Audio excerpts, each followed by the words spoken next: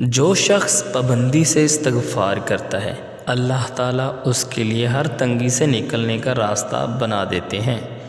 اللہ تعالیٰ کو زبان اور دل کا سخت ہونا پسند نہیں، اسی لیے اللہ نے ان دونوں کو بغیر ہڈی کے بنایا ہے۔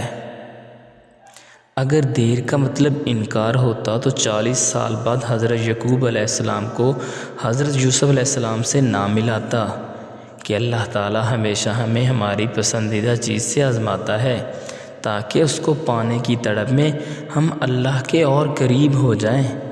سورہ کہف میں نے پڑھ کے دیکھی ہے، سورہ کہف میرا رب اپنے نیک لوگوں کو برائی سے بہت دور لے جاتا ہے، وہ راستے بھی دکھاتا ہے، وہ اسباب بھی بناتا ہے، وہ مان بھی جاتا ہے اور پھر معجزے بھی دکھاتا ہے۔ بس ناممکنات لمحوں میں بھی دعا مانگتے رہیں، کیونکہ یقین رکھنے والوں کو وہ کبھی خالی ہاتھ واپس نہیں موڑتا۔ کامل مومن وہ ہے جو خوش اخلاق ہو اور گھر والوں سے نرم سلوک کرنے والا ہو۔ کسی بابا کی شہزادی کو اتنا نہ رلاؤ کہ وہ نماز پڑھتے پڑھتے اللہ کے سامنے تمہیں یاد کر کے روتی رہے۔ حضرت علی رضی اللہ عنہ نے فرمایا، عزت اللہ کی رضا میں ہے، لوگوں کی فرما برداری میں نہیں۔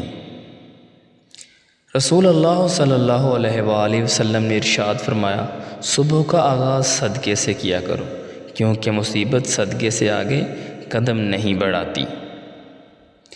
رسول اللہ صلی اللہ علیہ وآلہ وسلم نے ارشاد فرمایا، قرآن پڑھا کرو، کیونکہ قیامت کے دن یہ اپنے پڑھنے والوں کے حق میں سفارشی بن کر آئے گا۔ کسی کا اتنا دل مت دکھاؤ کہ وہ اللہ کے سامنے تمہارا نام لے کر رو پڑے، کیونکہ ٹوٹے ہوئے دل کی آہ عرش تک جاتی ہے۔ اگر کسی کا آنسو تمہاری وجہ سے گر گیا تو روز محشر اس کے قرض دار بن جاؤ گے آپ۔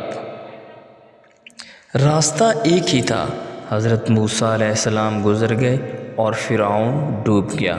بھروسہ راستے پر نہیں، اللہ پر کرو۔